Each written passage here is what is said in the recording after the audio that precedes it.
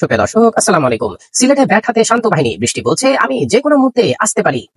সিলেট আন্তর্জাতিক ক্রিকেট স্টেডিয়ামে আজ সকালে ঘটল এক ঐতিহাসিক মুহূর্ত। বাংলাদেশ টস জিতে ব্যাটিং এর সিদ্ধান্ত নিয়েছে। শান্ত বললেন, প্রথমে ব্যাট করব। এটা এমনই আত্মবিশ্বাসের সুর যেন বলছেন, বৃষ্টি আসুক, আমরা তো ব্যাট হাতে ওয়াটার প্রুফ। ক্রিকেট দুনিয়ায় জিম্বাবুয়ে এমন এক প্রতিপক্ষ যাকে দেখলে বাংলাদেশ মুখে এক ধরনের আত্মতুষ্টির হাসি ফুটে ওঠে। শেষ 8 টেস্টে 7টিতে জয় মানে ক্লাসে এমন একজন বন্ধু যার পরীক্ষায় পাশ করাও বাংলাদেশের জন্য এক ধরনের এক প্লাস পাওয়ার মতো।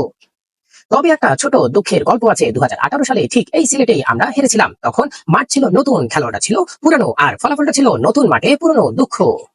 জিম্বাবুয়ে গত 4 বছরে একটাও টেস্ট জেতেনি, এমনকি আফগানিস্তান আর আয়ারল্যান্ডের কাছে হেরেছে এমন ভঙ্গিমায় যেন ওরা নিজেরাই বুঝে উঠতে পারেনি এটা ক্রিকেট নাকি কুইজ প্রতিযোগিতা।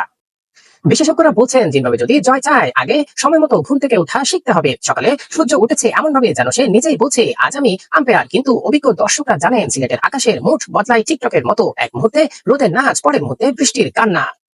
আবহাওয়ার পূর্বাভাস বলছে সকালটা ঠিকঠাক, কিন্তু বিকেল সে তো সাসপেন্স। এখন দেখার বিষয় আজকের খেলার স্কোরবোর্ড, ব্যাটসম্যানদের নাম বেশি থাকবে নাকি ড্রপ করার বৃষ্টির।